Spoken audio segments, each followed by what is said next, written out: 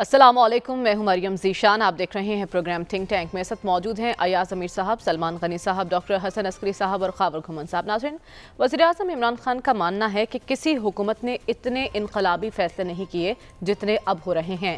یہ بات انہوں نے صحت کارڈ کے اجراء کی تقریب سے کی جو کہ لاہور میں منعقد ہوئی تھی. انہوں نے یہ بھی کہا کہ صحت کارڈز فلاحی ریاست کا ملک کی تاریخ کا سب سے بڑا اقدام ہے اور ملک میں خاموش انقلاب آ رہا ہے. وزیر اعظم کا کہنا تھا کہ یہ تو وقت بتائے گا کہ ملک کو صحت کارڈ سے زیادہ فائدہ ہوا یا میٹرو ٹرین سے. تو وزیر اعظم خاموش انقلاب کی بات کر رہے ہیں. اس خاموش انقلاب سے وزیر اعظم کی مراد کیا ہے، اسی پر ہم آج بات کریں گے.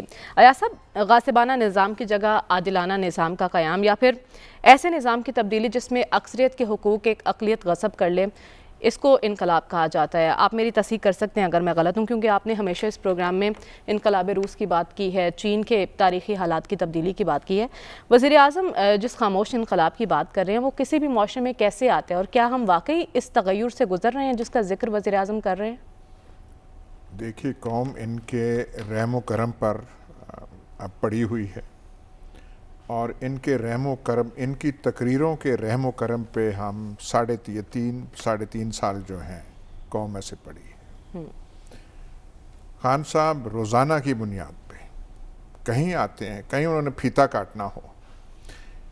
انہوں نے کل صرف یہ صحت کارڈ والی بات نہیں کی تھی. فیروز پور روڈ پہ ایک کوئی پناہ گاہ یا وہ جو ہوتا ہے وہ ثانیہ نشتر برانڈ، وہ جو ہے جہاں پہ وہ خوراک تقسیم ہوتی ہے، جی لنگر خانہ، کیونکہ ہمیں بھی پتہ چل جائے ہم بھی وہاں چلے جائیں گے.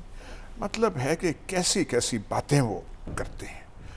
آ کے جب وہ پھیتا کاٹتے ہیں ان کے سامنے کوئی پریپیئرڈ ٹیکسٹ جو ہے تقریر نہیں ہوتی. جو ان کے زرخیز ذہن اور دماغ میں چیز ہوتی ہے بول دیتے ہیں. کچھ جملے ہیں بالکل مستند قسم کے پکے جن کا وہ سہارا لیتے ہیں. ریاست مدینہ کا ذکر ضرور وہاں پہ آتا ہے، اور لگتا یوں ہے کہ ریاست مدینہ کے بانی یہ ہیں، یا اس کی جو تجدید جو ہے انہوں نے جا کے کرنی ہے، اور دنیا عالم اسلام ان کی اس کاوش کا انتظار بس کر رہا ہے. مطلب آدمی کیا اس پہ کہے، کیا تبصرے کرے. بات انہوں صحت کارڈ کی بات کر رہے تھے، انہوں نے تمہید اس بات سے باندھی کہ ڈسٹرکٹ ہیڈ کوارٹر ہسپتال آپ جائیں تو خالی ویران پڑے ہوتے ہیں، وہاں کوئی ڈاکٹر نہیں جانا چاہتے. اور خان صاحب، آپ کسی ڈسٹرکٹ ہیڈ کوارٹر ہسپتال گئے ہیں؟ 105 107 اضلاع ہیں پورے پاکستان میں. ان میں جیسا بھی کام ہوتا ہے ڈسٹرکٹ ہاسپٹلز میں انہوں نے اتنا بوجھ اٹھایا ہوا ہے. میں چکوال کے ہسپتال سے واقف ہوں. سلمان صاحب، وہاں پہ تل دھرنے کی جگہ جو ہے وہاں نہیں ملتی. جو غریب دور دراز جو ہے موضوعات جو ہیں، گاؤں جو ہیں، وہاں سے آئے ہوتے ہیں. ڈاکٹرز ہیں وہاں پہ، خاطر خواہ وہ نہ ہوگا. ہمارا ہیلتھ کیئر سسٹم ایسا ہو گیا ہے. اسلام آباد کا ڈسٹرکٹ ہیڈ کوارٹر ہاسپٹل جو ہے پمز ہے اور پولی کلینک ہے. وہاں پہ آپ صبح جائیں تو صحیح، وہاں پہ اندر جانا مشکل ہوگا. اتنی مخلوق خدا جو ہے دھکے کھاتی ہوئی وہاں پہ آتی ہے. اتنے سالوں کے بعد بڑا ہسپتال اسلام آباد میں سوائے 2 کے، یہ جو ہے پمز کی ریچ یہ خیبر پختونخوا سے لے کے پتہ نہیں کہاں تک ہے. جیسے آپ کے ہسپتال لاہور میں ہیں، میو ہاسپٹلز وغیرہ جو ہے، میو ہاسپٹل سروسز، یہ جو ہے جو کارڈیولوجی کا جو ہے آپ کا، وہاں آپ جائیں تو صحیح نا. مطلب لاہور کا جو ڈسٹرکٹ ہیڈ کوارٹر ہاسپٹل دل کا ہے وہ یہ ہے. وہاں پہ ساری مخلوق خدا پڑی ہے. یہ کہہ رہے ہیں جی وہ بالکل وہاں کوئی ڈاکٹر جاتا نہیں ہے، اور ان کو ہم ابولش کریں گے. یار خدا کے، انقلاب تو یہ لا رہے ہیں، خاموش انقلاب تو یہ لا رہے ہیں. تو پھر ٹھیک ہے، ڈاکٹروں کو آپ چھٹی دے دیں اور یہ صحت کارڈ آپ دے دیں. یہ جو آپ سسٹم لا رہے ہیں یہ امریکہ، مطلب آپ پرائیویٹائز کر رہے ہیں نا صحت کو. تو جو پرائیویٹ ڈاکٹرز یہاں پہ جو حال کرتے ہیں، فیسیں لیتے ہیں، جو فیسیں کیا جی، ان کے ہاتھ تو مطلب کسائی کی دکان پہ آپ جائیں تو جتنی تیز وہ چھرا اور وہ جو ہوتا ہے اس سے زیادہ تیز یہاں پہ ہوتا ہے.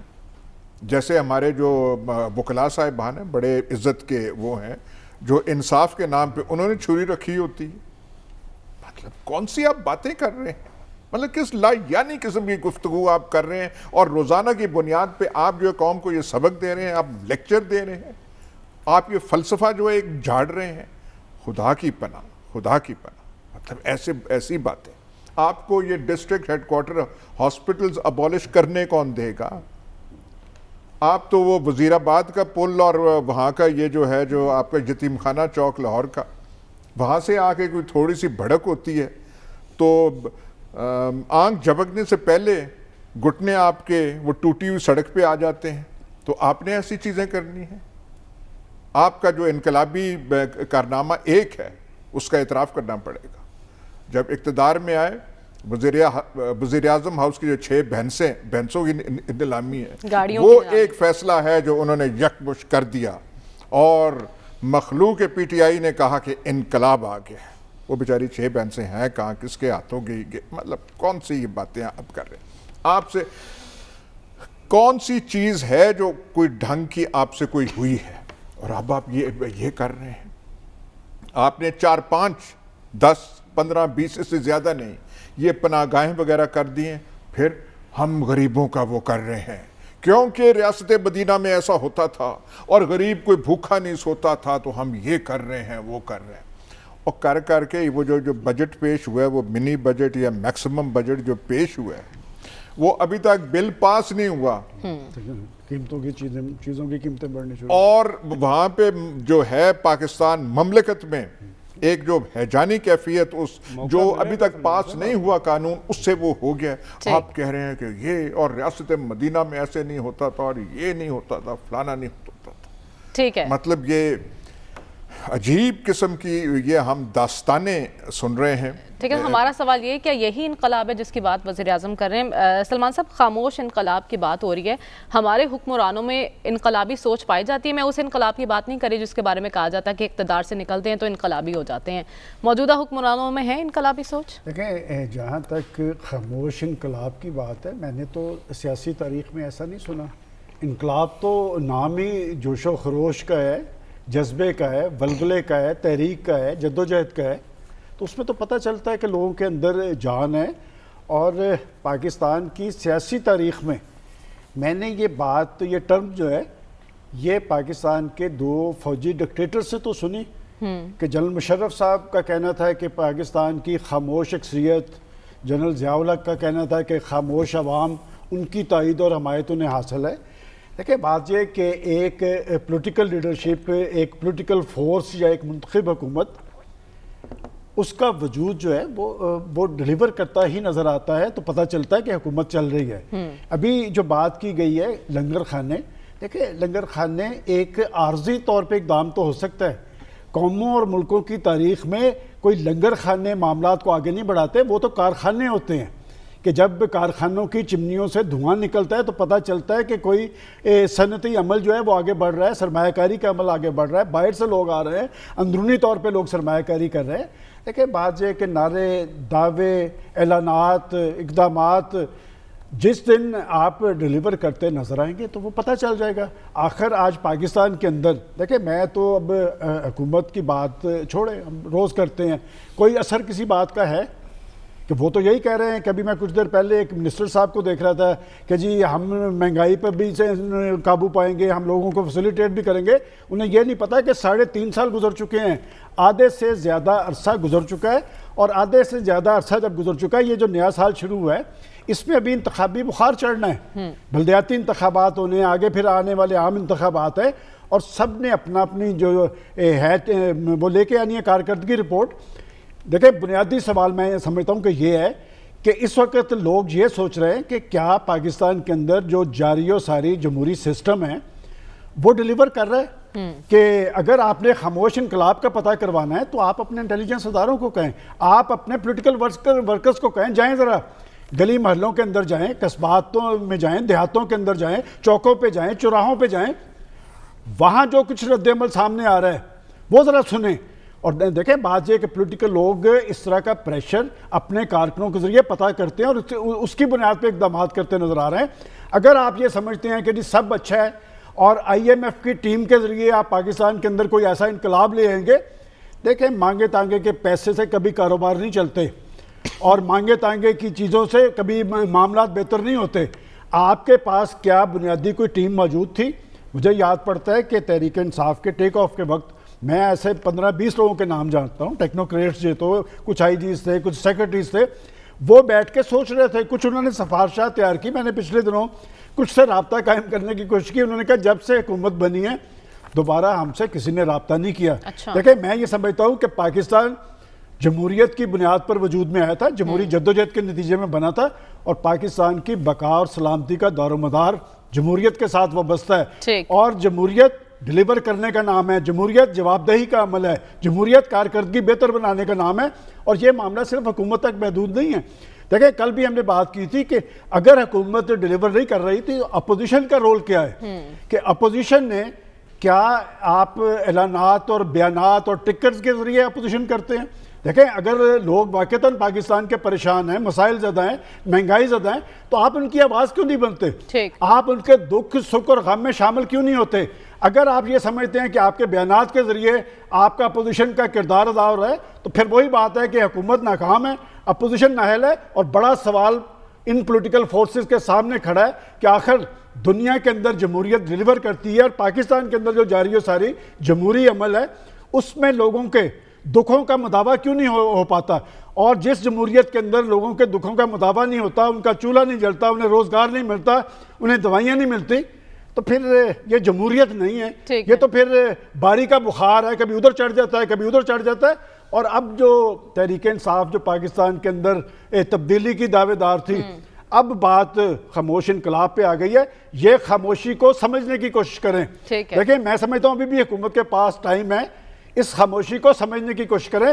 یہ خاموشی کسی بڑے طوفان کا پیش خیمہ تو نہیں. ٹھیک ہے ڈاکٹر صاحب, آپ کیا کہیں گے, کتنا متفق ہیں آپ وزیر اعظم کے اس بات سے کہ کسی حکومت نے اتنے انقلابی فیصلے نہیں کیے جتنا تحریک انصاف کی حکومت نے کیا, اور کیا صرف انقلابی نعروں سے عوام کو مطمئن کیا جا سکتا ہے اب؟ دیکھیے پاکستان کے پولیٹیکل کانٹیکسٹ میں انقلاب کی بات کرنا بہت بڑا جوک ہے.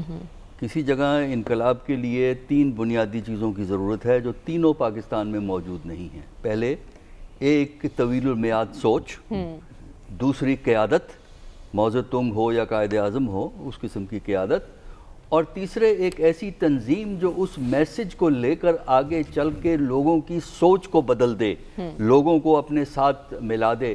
پاکستان میں یہ تینوں چیزیں اس وقت موجود نہیں ہیں. لہٰذا انقلاب چاہے خاموش ہو چاہے شور مچانے والا انقلاب ہو, پاکستان میں انقلاب نہیں آ سکتا, کیونکہ پاکستان میں نہ سوچ ہے, نہ لیڈرشپ ہے, نہ تنظیم ہے.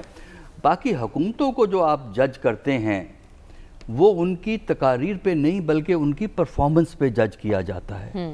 حکومت کا طریقہ کار ہمیں یہ معلوم ہوتا ہے کہ مسائل کو حل نہ کرو بلکہ مسائل کو بائی پاس کر کے اس کے لیے ایک ڈائیورشن نکال کے, ایک دوسرا راستہ نکال کے کوئی ٹیمپریری ارینجمنٹ کر دو. اب لنگر خانہ ٹھیک ہے, اچھی چیز ہے, لیکن یہ ایک ٹیمپریری ارینجمنٹ ہے. اصل مسئلہ ہے غربت اور افلاس کو ایڈریس کرنا, اور غربت اور افلاس لنگر خانے سے ایڈریس نہیں ہوتے, ریلیف ضرور دیتے ہیں. یہ جو ہیلتھ کارڈ ہے, ریلیف ضرور ہے ہیلتھ کارڈ, لیکن مسئلے کا حل نہیں ہے. وجہ یہ ہے کہ ہمارے ہاں جب حکومتیں بدلتی ہیں تو پالیسیز بھی بدل جاتی ہیں, کنٹینیوٹی نہیں ہوتی. یہ انشورنس ہے, اب جس دن PTI کی حکومت ختم ہوگی یہ کارڈ جو ہے نا اس سے بچے کھیلیں گے, کیونکہ وہ کارڈ تو بے معنی ہو جائیں گے. جب آپ انشورنس نہیں پے کریں گے تو کمپنیاں تو کوئی آپ کو 10 لاکھ یا 12 لاکھ یا جو بھی ہے وہ آپ کو اس کے ہیلتھ کی فیسلٹیز نہیں دیں گے. دیکھیے ہیلتھ کا جو علاج ہے وہ ہیلتھ کارڈ نہیں ہے, یہ وقتی تقاضے پورے کرتا ہے, پروپیگنڈا کا موقع دیتا ہے. وہ یہ ہے کہ آپ ہیلتھ کی فیسلٹیز کو بڑھائیے. یہ کہنا کہ آپ جو ہے پرائیویٹائز کریں گے ڈسٹرکٹ لیول کے ہاسپٹلز کو کیونکہ وہاں ڈاکٹر نہیں جاتے. سوال یہ ہے اگر پرائیویٹائز ہو کے ڈاکٹر وہاں جا سکتے ہیں, اگر ہم ان کی آرگومنٹ پہ جائیں کہ جی ڈاکٹر نہیں جاتے, چلیے پرائیویٹائز کیا تو ڈاکٹر وہاں چلے گئے, تو یہ آپ پھر حکومت کیوں نہیں وہاں لے جا سکتی؟ یہ حکومت کی ناکامی ہے. دیکھیے اس وقت ہیلتھ کی فیسلٹیز اتنی کم ہیں کہ غریب آدمی کے لیے یہ جو سرکاری ہسپتال ہیں یہ اپنی مشکلات کے باوجود بہت بڑی نعمت ہیں. ان میں داخلہ لینا کوئی آسان نہیں ہے, اس میں بہت بڑی پرابلمز ہیں. میرے نزدیک ان فیسلٹیز کو بڑھانا چاہیے. یعنی آپ کے ڈسٹرکٹ ہاسپٹل اتنے اچھے ہونے چاہیے کہ صرف بہت ایمرجنسی کی صورت میں آپ بڑے شہروں کراچی, لاہور, اسلام آباد جائیں, باقی سارا آپ کا علاج, ہارٹ کا دوسرے علاج سارے ڈسٹرکٹ لیول پہ ہونے چاہیے, اور اس کے لیے حکومت کو اس طرف توجہ دینی چاہیے. یہ بائی پاس کرنے کا جو سسٹم ہے یہ مسائل کو حل نہیں کرے گا. تو اس لیے میرا اپنا خیال یہ ہے کہ اگر وہ یہ چیک کروائیں, یہ فیصلہ کریں کہ بھئی ایک ڈسٹرکٹ ہسپتال کا مطلب کیا ہے, اس میں کیا کیا فیسلٹیز ہیں, آپ ان فیسلٹیز کو پرووائڈ کیجئے. آپ ان کو ٹرمز اینڈ کنڈیشنز ڈاکٹرز کو اچھی دیجئے, ڈاکٹرز جا کے جو ہیں وہ جاب کریں گے. لیکن یہ کہنا کہ ہم اس کو بند کر دیں گے اور اس کو پرائیویٹائز کر دیں گے, اس کا مطلب یہ ہے کہ آپ چاہتے ہیں کہ غریب اور غربا جو ہیں, عام آدمی جو پاکستان کا شہری ہے, وہ یا تو بیمار نہ ہو, اگر بیمار ہوتا ہے ہسپتال نہ جائے, گھر میں بیٹھا رہے اور بس دعا کرے کہ اس کا علاج ہو جائے. تو میرے نزدیک ایک ایسے ٹریک پہ یہ حکومت چل رہی ہے جس ٹریک پہ چل کے میرا خیال یہ ہے کہ الٹیمیٹلی انہی کا نقصان ہوگا. اور اس سے متعلق چیئرمین ایف بی آر کا ایک بیان بھی سامنے آیا. انہوں نے کہا کہ منی بجٹ میں حکومت کو جی ایس ٹی پر چھوٹ واپس لینے کی سیاسی قیمت چکانی پڑے گی. تو خاور, ایک طرف منی بجٹ, پیٹرولیم مصنوعات کی قیمتوں میں اضافہ, دوسری طرف خاموش انقلاب کی باتیں. کیا آئی ایم ایف کی شرائط مان کر انقلاب آ سکتا ہے؟ کس انقلاب کی بات کر رہے ہیں خان صاحب؟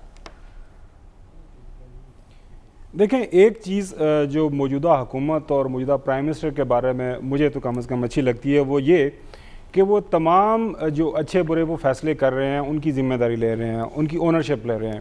ماضی کے ہمارے حکمرانوں کی طرح ابھی تک آپ کو کوئی بیان نیشنل اسمبلی کی سطح کے اوپر یا کسی اور سطح کے اوپر یا کسی میڈیا والے کو بلا کے اس کی جیب میں ڈال دیا جائے کہ جی میں تو یہ کرنا چاہتا ہوں لیکن مجھے یہ کرنے نہیں ہے دیا جا رہا. پرائم منسٹر ہر سطح کے اوپر یہ کہتا ہے کہ جو بھی وہ کام کرنا چاہ رہے ہیں وہ کر رہے ہیں.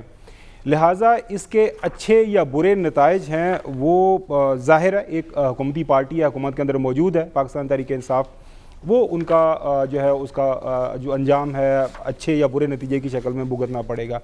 اب یہ جو بحث و مباحثہ ہے شروع ہو گیا ہے کہ جی کیا یہ ان کی جو سکیمیں ہیں, یہ جو خاص طور پر ہیلتھ کارڈ ہے اور ساتھ میں یہ جو سبسڈی لوگوں کو 30% جو ہے وہ 12 کروڑ لوگوں کو جو گرانوں کو دینے جا رہے ہیں, یا پھر جو زراعت کی سطح کے اوپر کسانوں کو وہ سبسڈی دینے جا رہے ہیں. آرگومنٹ ہے اکراس دا بورڈ, اگر آپ دیکھیں مختلف میڈیا کے اندر آپ جو کالمز آ رہے ہیں اس کے اندر ایک سرٹن ایک ایکسپرٹس اوپینین یہ ہے کہ یہ بہت ہی ایک زبردست اقدام ہے.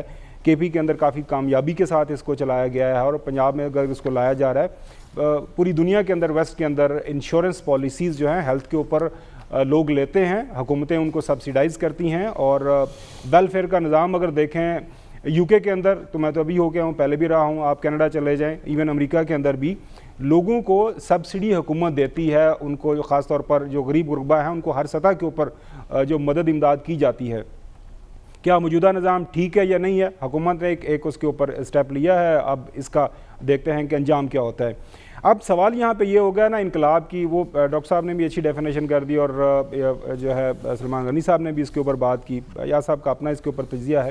اب خاموش انقلاب جو میں مجھے جو اگر اس کی میرے سے پوچھیں کہ جی پرائم منسٹر صاحب نے کیا بات کی ہے, پرائم منسٹر صاحب کو اگر ان کی ان اسکیموں کے تحت جو انہوں نے سکیمز وہ یہ سوشل پروٹیکشن کی وہ لے کے آ رہے ہیں, احساس پروگرام ہے, کافی جگہوں پہ اس کی تعریف سننے کو مل رہی ہے. اس سے پہلے 8.5 لاکھ لوگ وہ تھے جو 2 نمبر طریقے سے بالکل فیکٹیشیس قسم کے وہ نام تھے, وہ نکالے گئے, لوگوں کو ڈالا گیا, لوگوں کو پیسے دیے جا رہے ہیں. تو اگر 2023 کے انتخابات میں جب عمران خان دوبارہ لوگوں کے پاس جاتا ہے, تو اگر ان کو 2018 کے اندر ووٹ ملے تھے اس سے زیادہ تعداد کے اندر ووٹ ملتے ہیں اور دوبارہ اقتدار میں آتے ہیں, تو میرے خیال میں یہ ان کے لیے ایک انقلاب ہی, خاموش انقلاب کی شکل میں ان کو یہ خبر ملے گی. ہاں اگر ان کو یہ ٹوٹل ریجیکشن ہو جاتی ہے کہ جی آپ کے یہ سارے اقدامات ہیں, ہم اس کو بالکل جو ہے پیچھے پھینکتے ہیں اور آپ کو حکومت سے نکالتے ہیں, اور بالکل ان کو ایک سطح کے اوپر, انتخابی سطح کے اوپر اور نہیں جو ہے اپروول ملتی ہے, تو بالکل وہ گھر چلے جائیں گے, اور یہی سمجھا جائے گا کہ کے پی میں جو بلدیاتی انتخاب ہوا ہے اس کے نتائج بھی خاموش انقلاب ہی سمجھیں پھر. اب اگر آپ وہ اگین اس کے اوپر بحث و مباحثہ میں آپ چلے جائیں گی، اگر میجورٹی وہاں پہ دیکھیں ووٹ صرف پی ٹی آئی کو تمام جماعتوں سے زیادہ ملا ہے، لیکن ان کے اگر جو دوسرے انڈیپینڈنٹس ہیں ان کو بھی ملا ہے تو میرے خیال میں اچھی خاصی تعداد کے اندر ووٹ ملے ہیں، لیکن ظاہر ہے جیت ہوتی ہے وہاں پہ۔ اس وقت جے یو آئی ایف کے لوگ آگے آئے ہیں پہلے فیز کے اندر، بالکل صحیح آپ نے فرمایا۔ اب اس کے اوپر حکومت نے کہا ہے کہ ہماری کمزوری ہے، وہ ٹکٹوں کی تقسیم کی وجہ ہے یا لوگوں نے ریاکٹ کیا ہے یا اس کے پیچھے کوئی اور وجہ بنی ہے، تو وہ بظاہر ہے آہستہ آہستہ سیکنڈ فیز آئے گا، تھرڈ فیز آئے گا۔ پنجاب میں آئے تو ڈیفینیٹلی اس کا جو سارے کا سارا جو خمیازہ ہے پرائم منسٹر خان صاحب کو اچھے یا برے نتائج کی شکل میں ہمیں دیکھنے کو ملے گا۔ اب یہ جو بات کی جاتی ہے نا کہ کم از کم میرے خیال میں یہ تھوڑی سی ایک سویپنگ سٹیٹمنٹ ہو جاتی ہے، ہمیں اپنے الفاظ کے چناؤ کے اوپر تھوڑا سا جو میں تو کم از کم I try to be very careful کہ مریم پیپلز پارٹی اور نون لیگ اگر آپ کو ان کو کلی طور پر ان کا دونوں کا ٹائم ملائیں نہ دیے تو 60 سال سے یہ براہ راست یا بلا واسطہ یہ حکومت کے اندر رہے ہیں، ان کی ٹریننگ آن گراؤنڈ رہی ہے۔ ان کے نتائج ہم نے 2018 تک دیکھے، کیا 2018 تک ہمارے ملک 60 سال بتائیں آپ نے؟ وہ 35 سال والوں کا بھی ذکر کر لیں بیچ میں۔ جی سر میں وہی بتا رہا ہوں نا کہ دیکھیں 59 سے آنورڈ آپ دیکھ لیں ابھی تک کتنا ٹائم ہو گیا۔ اچھا آگے چلتے ہیں۔ اچھا اب یہ ہے کہ جو بات کی جا رہی ہے کہ جی بالکل ہی بیڑا غرق ہو گیا، میں جب تھوڑا سا کمپیریٹیو انالیسس کرتا ہوں، اگر 2018 میں جو ملکی معیشت کے حالات تھے، جو بڑے بڑے اشاریے ہیں، ملک کے ایکسپورٹس کے حالات تھے، ملک کی جو آپ کی جو انڈسٹری تھی، ملک کے جو پبلک سیکٹر کے انسٹیٹیوشنز تھے، 2008 میں مریم آپ کی پاکستان سٹیل مل جو ہے سالانہ 10 سے 12 ارب روپیہ پروفٹ دے رہی تھی۔ 2008 سے لے کے 2018 تک آپ ذرا چیک کر لیجئے کہ کیا حالت ہوئی۔ پی آئی اے کا آپ حشر دیکھ رہے ہیں، باقی جو سارے ادارے ہیں، ہم یہ نہیں کہہ رہے کہ یہ پچھلے 3 سال کے دوران انہوں نے کوئی بڑے انقلابی اقدامات اٹھائے ہیں۔ منی بجٹ کے اوپر ایک رائے آ رہی ہے، منی بجٹ کے اوپر میرے خیال میں اگر دیکھا جائے تو آپ کو ایونچولی ٹیکسیشن کی طرف جانا ہے، آپ اس کے بغیر آپ کا گزارا نہیں ہے۔ ایک اور چیز آپ کو ضرور بتاؤں، ماضی کے اندر ہمیشہ جنرل مشرف کی حکومت تو پیپلز پارٹی ہو یا پاکستان مسلم لیگ نون ہو، وہ اپنے آخری 2 سالوں کے اندر وہ اپنے خزانوں کے جو منہ کھول دیتے تھے اور ساری چیزیں چھپا دیتے تھے کہ جی ہم نے الیکشن میں جانا ہے، لہٰذا باڑ میں جائے ملک، باڑ میں جائیں قرضیں، ہم نے بالکل سخت جو ہے فیصلے نہیں کرنے۔ تو میرے خیال میں اگر پرائم منسٹر ایک فیصلہ کر رہا ہے کسی بھی سطح کے اوپر، اس کی اور اونرشپ لے رہا ہے کہ ہاں یہ فیصلہ میں اپنی مرضی سے کر رہا ہوں، تو پھر دیکھتے ہیں 2023 کے اندر خاموش انقلاب کس شکل میں خان صاحب کو ملتا ہے۔ ٹھیک ہے، لیکن ماضی تو بیت گیا، اب سال بھی بدل گیا ہے، ہمیں دیکھنا یہ ہے کہ اس سال حکمرانوں کے رویے اور طرز عمل بدلتے ہیں یا نہیں، اسی پر بات کریں گے اس بریک کے بعد۔ اسٹے ود اس۔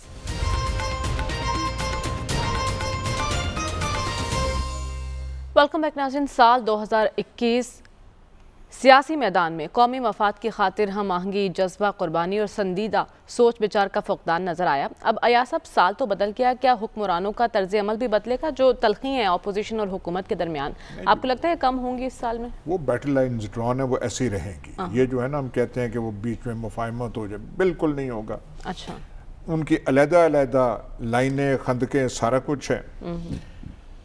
معیشت نے ایسے ہی رہنا ہے، اور یہ جو ہے مہنگائی وغیرہ اس نے اوپر جانا ہے، کم نہیں ہونا۔ یہ ایک حقیقت ہے، تلخ حقیقت پاکستان کے لیے، پاکستانی عوام کے لیے۔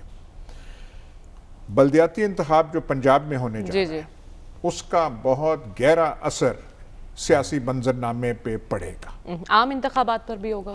ہاں جی بالکل اس پہ پڑے گا۔ وہ ایک، اور اس میں جو کارکردگی دکھا سکیں گے، نون کے لیے چیلنج یہ ہے کہ اپنی پوزیشن وہ مینٹین رکھیں۔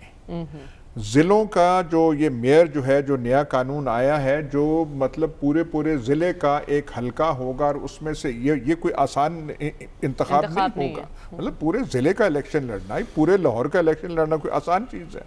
یہ کوئی سیٹھ لوگ یا جن کا بڑا سپورٹ ہے وہی کر سکیں گے۔ کتنے کی سیٹیں نکال سکیں گے؟ کچھ میں دیکھ رہا ہوں کہ کاف لیگ جو ہے وہ اپنا ہوم ورک مکمل کر رہی ہے، اور ان کی کوشش یہ ہے کہ بہت سارے اضلاع جو ہیں وہ ہم نکال کے ہمارے میئر وہاں پہ لگ جائیں، کیونکہ ایسے کئی اضلاع ہیں جہاں پہ پی ٹی آئی کے پاس خاطر خواہ کینڈیڈیٹس نہیں ہیں، کیونکہ اس کا وہ ہمارا ایک پنجابی کا محاورہ ہے کہ یہ منہ متھے والا بندہ ہونا چاہیے جو کہ اتنی بڑی الیکشن لڑ سکتا ہے۔ یہ یہاں پہ ایک فیکٹر ہے ٹی ٹی پی کا فیکٹر جو وہاں پہ آپ کو پتہ ہے نا، کل جو ہے 4 جوان شہید ہوئے.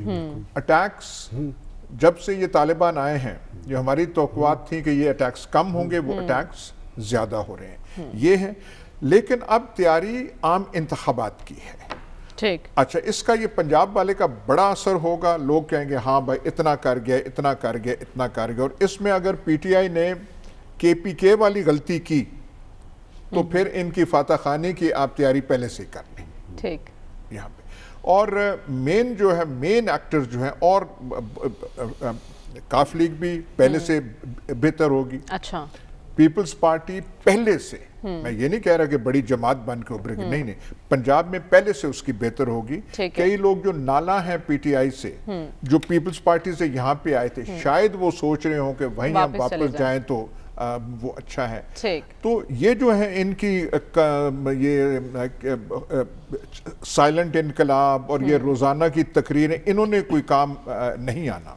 ایک اور چیز میں کہہ دوں، یہ جو ان کے ایم این ایز اور ایم پی ایز ہیں پی ٹی آئی کے، ان کو فنڈ مل رہے ہیں. اچھا.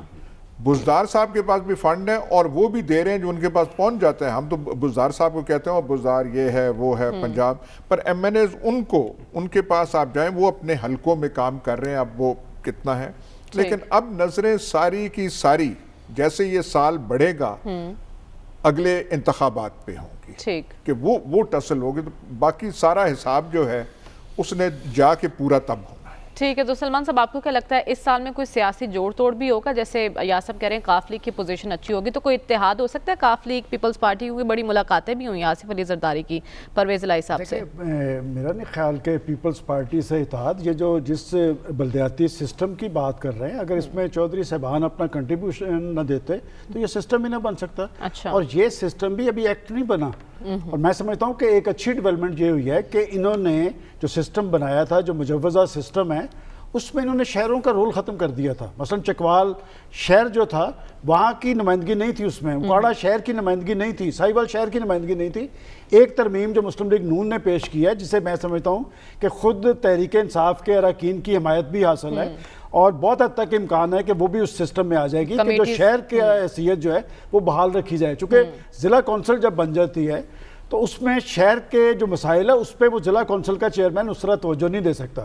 اس سسٹم کے بنانے میں انہوں نے اپنا ایک رول ادا کیا ہے اور انہوں نے اس کا معاوضہ بھی لیا ہے. گجرات بھی اب میٹروپولیٹن ہوگا، سیالکوٹ بھی.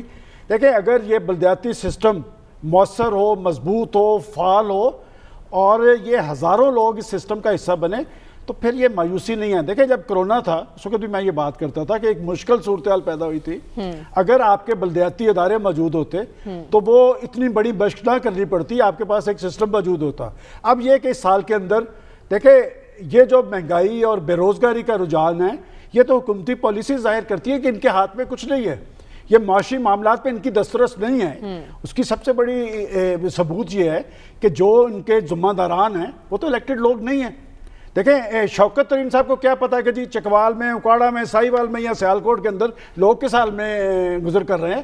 وہ تو ایک اشرافیہ کے نمائندے ہیں اور یہ 8-10 لوگ ہیں، یہ باری باری آ جاتے ہیں اور آ کے حکومتوں کو پھنسا کے چلے جاتے ہیں. میں ہمیشہ کہتا ہوں کہ یہ لوگ آ کے اقدامات کرتے ہیں، خود یہ سرخرو ہو جاتے ہیں آئی ایم ایف کی عدالت میں اور پاکستان کی حکومتوں کو ذلیل و رسوا کر کے جاتے ہیں. ان کا تو کوئی کیس نہیں ہوتا. یہ سارا جو کچھ ہو رہا ہے اس کے لیے جواب دہ کون ہوگا آنے والے بلدیاتی انتخابات میں؟ کسی بزدار شزار کا نام نہیں، نہ کہیں ہے عمران خان. اس لیے کہ پاکستان کے لوگوں نے امیدیں اور توقعات ان سے لگائی تھی. اور کیوں لگائی تھی؟ انہوں نے بلند و باغ دعوے کیے تھے، وہ کروڑ نوکری، وہ گھروں کا، وہ ریلیف، وہ انتخابی اصلاحات. اور یہ جو ابھی ایاز صاحب نے ذکر کیا ہے، یہ کہ میں کبھی کبھی سوچتا ہوں یہ جو 4 جوان ہمارے شہید ہوئے ہیں، کوئی ذکر ہی نہیں. کسی پولیٹیکل پارٹی نے کوئی اس پہ بیان بھی نہیں دیا. یہ کون ہے؟ یہ پاکستانی ہیں، یہ پاکستانی جوان ہیں، ہمارے بھائی ہیں، ہمارے بچے ہیں. یہ کیا ہو رہا ہے کہ اصل ایشوز پاکستان کے یہ ہیں. اور پاکستان کی سیاست میں کیا ہے؟ دیکھیں، ماضی کے اندر میرا اکاڑا سے تعلق ہے، راؤ اسکندر اقبال اور میاں محمد زمان مرحوم آپس میں متحارب تھے، الیکشن لڑتے تھے. کبھی ایک باہمی عزت اور احترام کا سلسلہ قائم تھا. اب پاکستان کی سیاست کے اندر ایک دوسرے کے خلاف الزام تراشی اور گالی گلوچ کا رجحان یہ کیوں کر آیا؟ اس سے تلخیاں بڑی ہیں، اور یہ تلخیاں آپ کو آنے والے بلدیاتی انتخابات میں بھی نظر آئیں گی. اور بلدیاتی، میں سمجھتا ہوں کہ بلدیاتی انتخابات عام انتخابات سے بڑے الیکشن ہوں گے، کیونکہ حلقہ بہت بڑا ہوگا اور وہیں فیصلہ ہو جائے گا کہ کون کتنے پانی میں ہے. اور جو بات ڈیولپمنٹ کی بات ہوئی ہے، اچھی بات ہے جو ایاز صاحب نے بتائی ہے کہ اگر وہ اپنے اراکین اسمبلی کو دے رہے ہیں ڈیولپمنٹ فنڈ تو یہ ڈیولپمنٹ فنڈ لگنے چاہیے. بات رہتی ہے، دیکھیں ایاز صاحب یہ بات آپ پی این ڈی والوں سے پوچھیں کہ فنڈز دیے جاتے ہیں، فنڈز لگا ہی نہیں پاتے. یہ اہلیت کے ساتھ سارا کچھ ہوتا ہے. ٹھیک ہے، آپ کا پوائنٹ آ گیا سلمان صاحب. لیکن ڈاکٹر صاحب آپ کے خیال میں اس سال سب سے جو اہم ہیپننگ ہے وہ بلدیاتی انتخابات ہوں گے اور وہی سیاسی ٹرینڈ سیٹ کریں گے؟ دیکھیے بلدیاتی انتخابات اثر تو ڈالیں گے بلدیاتی انتخابات کے بعد کی ماحول کے اوپر، لیکن بنیادی طور پر جو ہماری سیاست جس انداز میں چل رہی ہے اسی طرح چلتی رہے گی. یعنی ایک دوسرے کے خلاف بیان بازی، ایسی زبان کا استعمال کرنا جسے کہ ہم شریفانہ زبان نہیں کہتے، وہ انداز چلتا رہے گا. عمران خان کی جو پارٹی ہے وہ اس میں individual M N A M P A تو اپنی جگہ کام کر رہے ہوں تو ہو سکتا ہے ان کی اپنی سیٹیں بچ جائیں، لیکن یہ پارٹی کو مومنٹم دینے کے لیے ایک کوہرنس کا، اندرونی اتحاد کا اور ایک ڈائریکشن میں چلنے کی ضرورت ہوتی ہے جس کے لیے لیڈرشپ کا رول ہوتا ہے. اور یہی فقدان ہم نہ صرف فیڈرل لیول پہ دیکھ رہے ہیں بلکہ پنجاب میں بہت ہمیں نمایاں طور پہ نظر آتا ہے.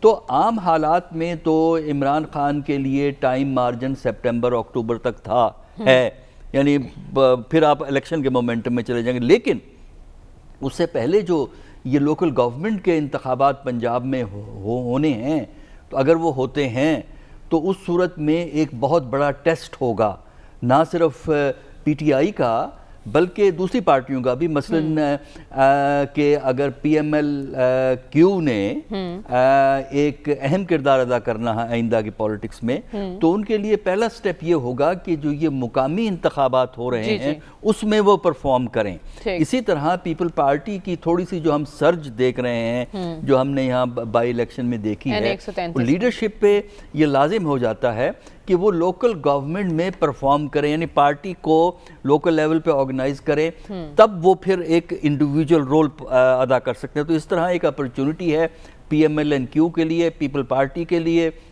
اور پی ٹی آئی کے لیے اپنے سروائیول کے لیے پرفارم کرنا ہوگا. تو اس کے بعد یہ ہے کہ جو اس سے بھی رزلٹ آئیں گے وہ رزلٹ پھر شیپ کریں گے پاکستان کی ٹرانزیشن ٹوورڈز الیکشنز.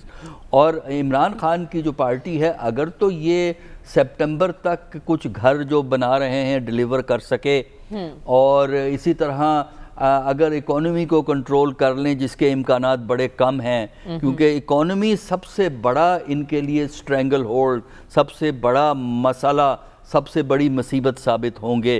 تو اگر اس میں کچھ وہ دکھا دیں تب وہ حالات بہتر ہو سکتے ہیں. لیکن اس میں آخری چیز جو یاد رکھنا ضروری ہے کہ بجٹ میں اگر آپ کی جی ڈی پی کی گروتھ 5% بھی آ جائے اس کے معنی نہیں ہوتے.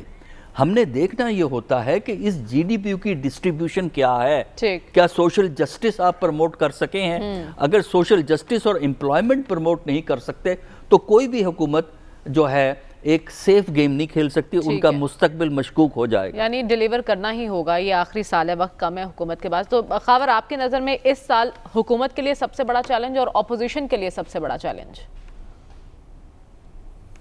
دیکھیں حکومت کے لیے تو سب سے بڑا چیلنج ہے جس کی طرف ڈاکٹر صاحب نے بھی اشارہ کیا ہے، وہ یہ ہے کہ یہ جو سال شروع ہو گیا ہے، جو جون جولائی کے اندر جو بجٹ پیش کیا جائے گا اگلے سال کے لیے، اور اس سے ہمیں پتہ چل جائے گا ایک تو پاکستان کی جو معاشی صحت کس طرح کی ہے، کتنا آپ کی جو ہے اکانومی کے اندر جان ہے کہ آپ اگلے سال کے لیے آپ ڈیولپمنٹ پروجیکٹ دے سکتے ہیں، آپ کے گروتھ کس طرح کی ہو رہی ہے ڈیفرنٹ سیکٹرز کی، خاص طور پر زراعت کے شعبے میں کیا رہا، آپ نے امپلائمنٹ جنریشن کس طرح کی، اور بالکل جس طرح 2-4 سیکٹرز کے اندر ہمیں گروتھ دیکھنے کو مل رہی ہے. سرٹنلی آپ کا جو کنسٹرکشن کا سیکٹر ہے، آپ کا جو خاص طور پر جو صنعتی سیکٹر ہے، جو لارج اسکیل سیکٹر ہے، اس کے اندر ہم دیکھ رہے ہیں کہ گروتھ آ رہی ہے. جو سیالکوٹ ہو، گجرانوالا ہو، फैसला आबाद हो, जो छोटे दर्जे की इंडस्ट्री है, लूमेशों में लग रही हैं, लोगों को एम्प्लॉयमेंट मिल रही है, तो वो बजट से हमें एक सारी तस्वीर सामने हमें नज़र आ जाएगी। लिहाजा वो एक बड़ा अहम चैलेंज होगा। जहाँ तक ताल्लुक़ है बल्दियाती इंतखाबात का, बेशक अगर बल्दियात के अंदर बल्दियाती इंतखाबात में एक पार्टी जीती है तो उस साल 1.5 साल के बाद जब इलेक्शन होंगे, आम इंतखाबात, तो उस पर कुछ ना कुछ असर होता है। लेकिन एक चीज़ ज़हन में रखिएगा कि जब आम इंतखाबात होते हैं तो वो वहाँ पे एक डिफरेंट हवा चलती है। KP के अंदर अच्छे खासे जो लोकल गवर्नमेंट्स के अंदर अपोजिशन पार्टीज़ के पास हुकूमत थी, लेकिन जब हमने देखा आम इंतखाबात हुए 2018 के, तो 2/3 मेजॉरिटी PTI को मिल गई थी। ये थोड़ा सा फ़र्क होता है। अपोजिशन के लिए सबसे बड़ा चैलेंज मेरे ख्याल में अपोजिशन की, देखें बड़ी पार्टी है जो है बिल्कुल पाकिस्तान मुस्लिम लीग नून। सबसे बड़ा सवाल जो है, जो कल भी आपने पूछा था, वो ये कि क्या नवाज़ शरीफ साहब 2022 के दौरान पाकिस्तान के अंदर मौजूद होंगे, पाकिस्तान के अंदर आके वो उनको जो चैलेंजेस हैं, कानूनी हैं, सियासी हैं, उनका सामना करने की कोशिश करेंगे, या फिर पाकिस्तान के में जो मौजूद हैं उनके पार्टी लीडर उस्मान साहब के दोस्त शहबाज शरीफ साहब को मौका दिया जाएगा कि वो अपनी तरज के मुताबिक जो उनका जो तर्ज सियासत है उसको आगे बढ़ाएं। तो ये एक बड़ा ही क्रिटिकल रोल अदा करेगा, ख़ास तौर पर PMLN के लिए, क्योंकि पाकिस्तान की सियासत के बारे में कहा जाता है कि ये पंजाब की सियासत पाकिस्तान की सियासत है, और पंजाब में ज़ाहिर बात है नून लीग एक बड़ी पार्टी है। यार साहब ने सही कहा कि आप नून लीग को डिटर्मिन करना है कि क्या वो अपनी स्ट्रेंथ को इंटैक्ट रखेंगे। बज़ाहिर बेशक ना माने, ऑन द रिकॉर्ड ना बातें करें, लेकिन ऑन ग्राउंड जो विद इन पार्टी 2 ग्रुप्स की बात है वो है।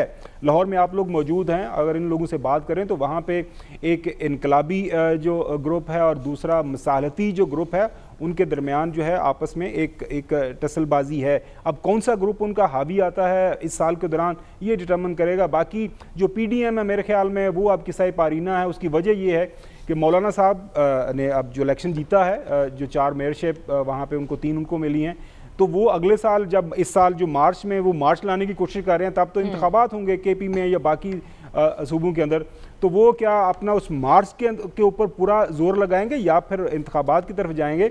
मेरे ख्याल में ये अच्छी बात है कि जो मुल्क है वो बल्दियाती इंतखाबात की तरफ जा रहा है।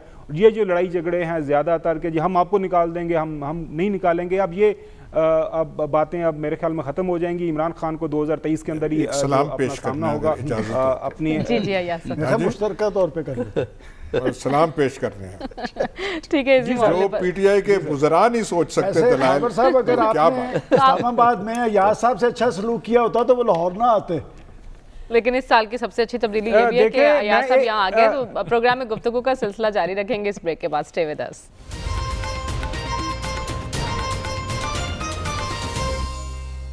वेलकम बैक नाज़रीन। आया साहब ज़रा शॉर्टली बता दीजिएगा, क्या ये साल अवाम के रिलीफ का साल होगा?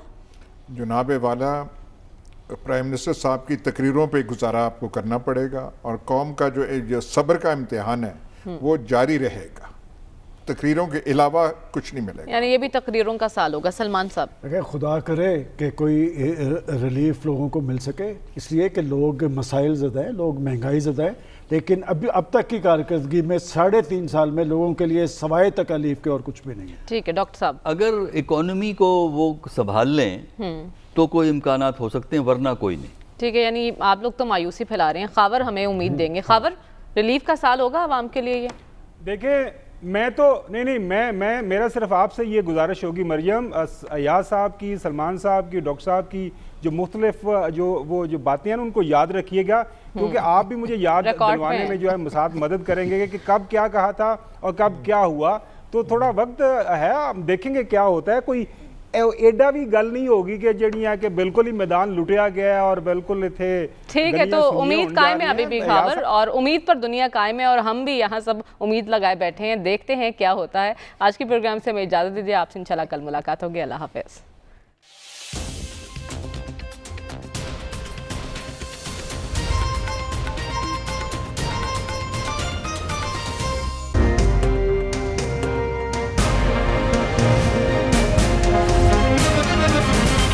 दुनिया खबर की दुनिया।